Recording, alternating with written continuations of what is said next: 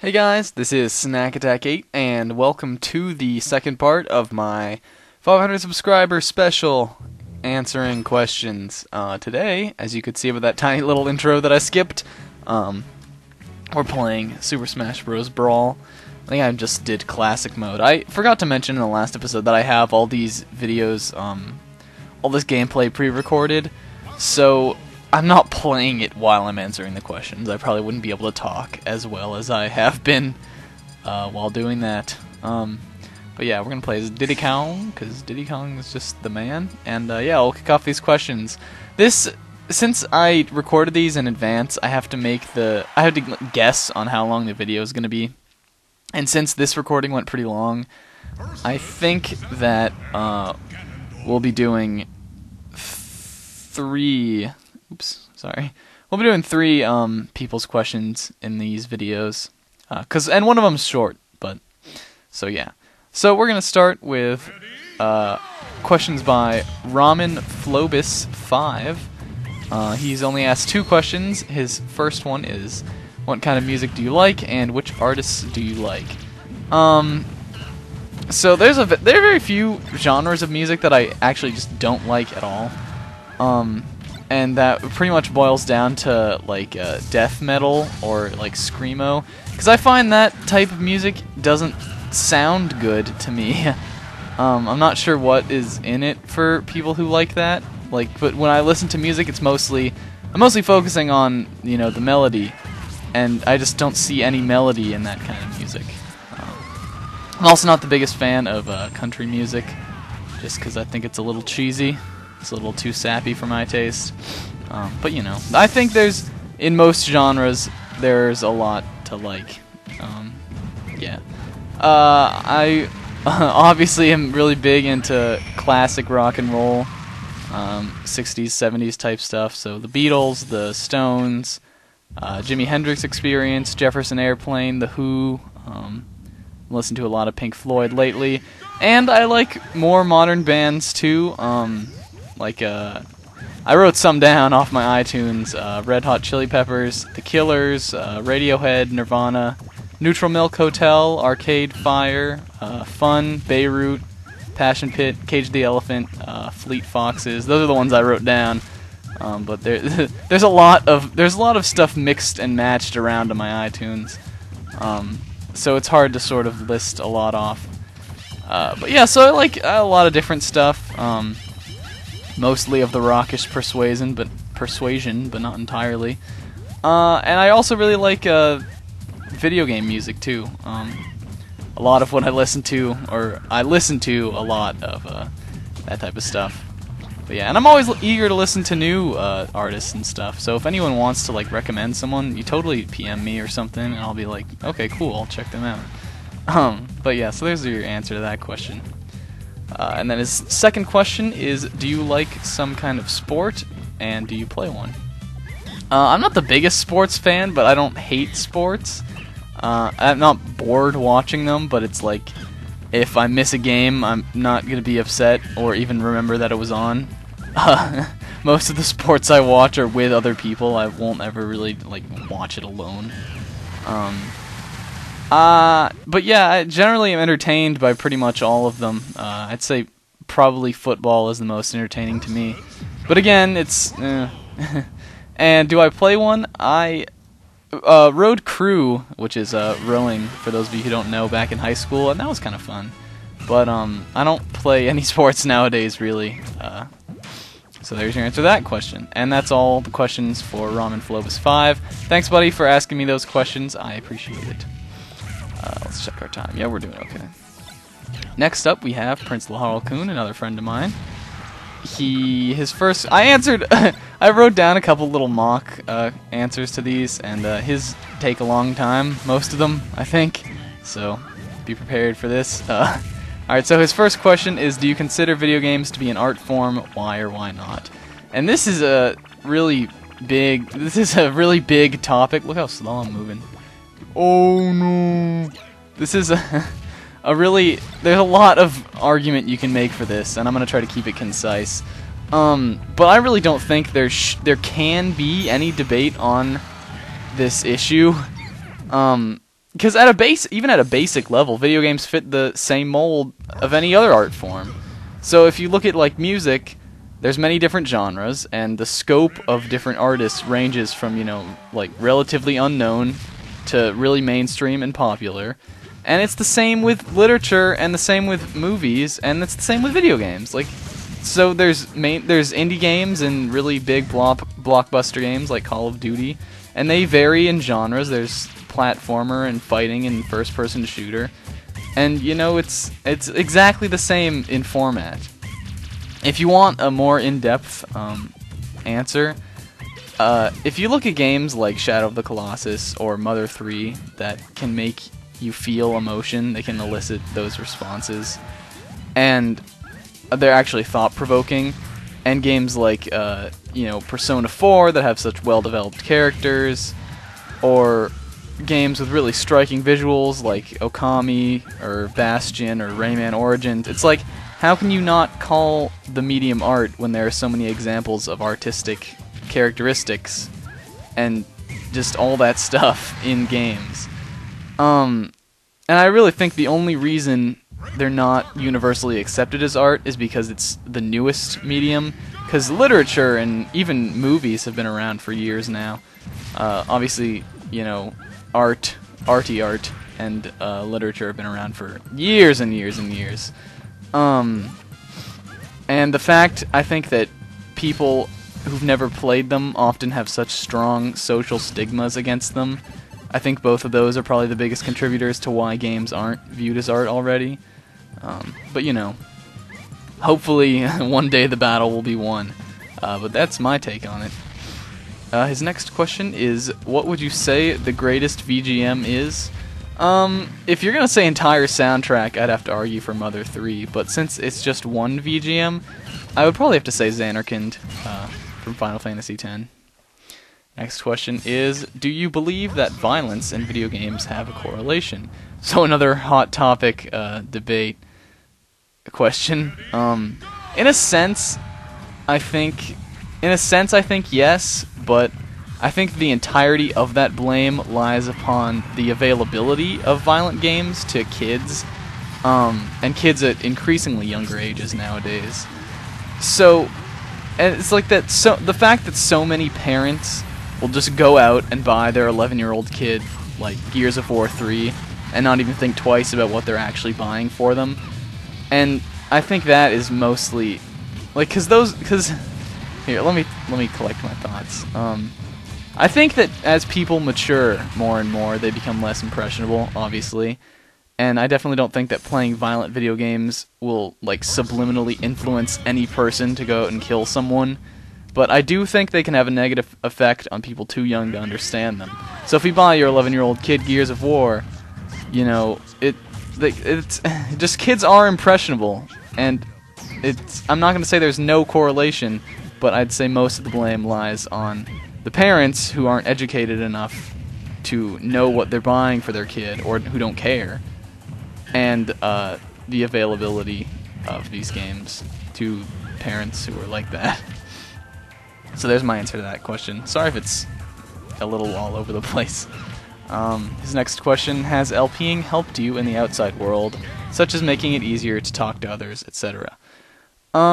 I started LPing in the summer before my high school senior year, and that was actually the year that I was the most outgoing and social, and actually ended up making a lot of new friends. That was just really a metamorphic time for me, and I've retained a lot of those qualities, you know, to this very day. And I think a lot of that can actually be contributed to Let's Plays, among other things. I think a lot of it was, you know, just me maturing. But I think Let's Plays was a big part of my more outgoing nature in those times, and still. And it has made me more comfortable with public speaking. I'm a lot better at giving speeches and whatnot nowadays. So I would say yes, it has helped me in the outside world. And then its last question, how excited for you are Okay, I'm so excited that I can't even read it right. How excited are you for PAX East 2013? I am so excited for PAX East 2013 that if we do end up going to it, I'll probably just, like, pee everywhere. No, in all honesty, I'm so excited at the idea of possibly going to PAX next year, and I hope that that plan comes to fruition. So that's the end of Prince Laharl-kun's questions. Thank you, sir, for asking them. The final person's questions that we're going to answer are from ZLD Slim 0. First of all, he says, congrats on your 500 subs. I thoroughly enjoy watching your videos and look forward to all your future projects. So thank you. First question, which LP did you have the most fun doing? And look at this Team Bowser. Which LP did you have the most fun doing? I haven't done a project so far that wasn't at least a little fun for me. But if I had to pick one, I would say probably the one I most recently finished up, which was Super Mario World with Prince Laharl-kun, whose questions I just finished answering. Just because I had never done a co-op LP before, and I'd always kind of wanted to. Just because I've watched so many, and it always just looked fun to me, and it was just so fun. Yeah, just because we had a lot of fun and laughs recording that, I would probably say that. If you think that's an unfair answer, because duh, because who's not going to have fun with a co-op LP? If you want one of my solo LPs, I'd probably say maybe Kirby 64, because that was kind of like my return to the Let's Play community, and I finally had, you know, a capture card, and I was able to record the videos with the quality that I wanted from them. And I remember the comment turned out being pretty good for that project, and it was all just, and I had like a catchphrase, like my all good in the hood thing, and I don't know, it was just, it was a fun, light project that I just enjoyed as my comeback. But then Majora's Mask was fun too, and it's just so hard to pick all of them. Like, I'm having fun with Metroid Prime too, so I don't know. I would say probably the Mario World one, but, you know, I've had fun with a lot. Okay, so next question, pirates or ninjas? This is the age-old question. I'm forever on the pirate side, because in my opinion, pirates are just more fun. Mostly because they kind of just get to do what they want, you know, like live freely. And, you know, and they're always like drinking and being merry and dancing around and stuff. And, you know, I just don't see ninjas being as entertaining as pirates are. And pirates can be badasses too, so it's like, would you want to be a badass and have fun, or be a badass and just like live in the shadows, you know? And I've also lived around the ocean for my entire life, and so I like the idea of just like living at sea, which pirates do.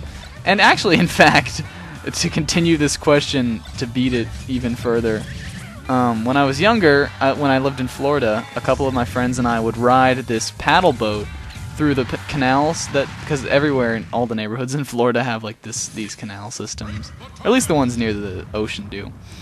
And so we would ride the paddle boat all around in them that led all over the neighborhood, and we would pretend that we were pirates, and, you know, explore all the different waterways, because like they go into all the backyards and stuff, and just like make maps of them and stuff, and just pirate around, and it was awesome. So yeah, if you couldn't tell already, I like pirates more than ninjas. Next question is, are you only a console kind of gamer, or do you branch out to PC and other means of play? And so I am mostly a console gamer, if you count handheld games as that, which I would. Though I did recently make a Steam account, which I only have a few games on, and I'm not opposed to PC gaming. I don't do that much of it, but I would like to do more, because there's a lot of cool games that are offered on Steam and whatnot. But yeah. And I guess other than that, you have like mobile games and like iOS stuff, which I'm not that big on. Just because I don't... in most of those iOS, iPhone, iPad games, there's just not enough substance there for me. It's like, I don't know, it's a little... I don't know, it's not my favorite. But you know, kind of like how music is, there's good games on every system, console, every platform you can think of. Next question is, what inspired your YouTube name? Honestly, I wish I had a good answer, or even an answer at all for this question, but to be honest, I really just made it up off the top of my head. And I made it up the day that I started Let's Playing. It's not like some long-running thing. It's just I was sitting there in my computer chair. I remember it perfectly with the like start your YouTube account today thing open, and I think I just picked it because it rhymed and it was kind of catchy sounding. It seemed like something people could remember. And you know, I've grown to like it more in the times that have come, because you know it doesn't really have anything to do with video games, which I think is cool. I think it's a cool thing for a Let's Player to be named. And you know, yeah, like I said before, I kind of just thought it was catchy and easy to remember, and that's all really.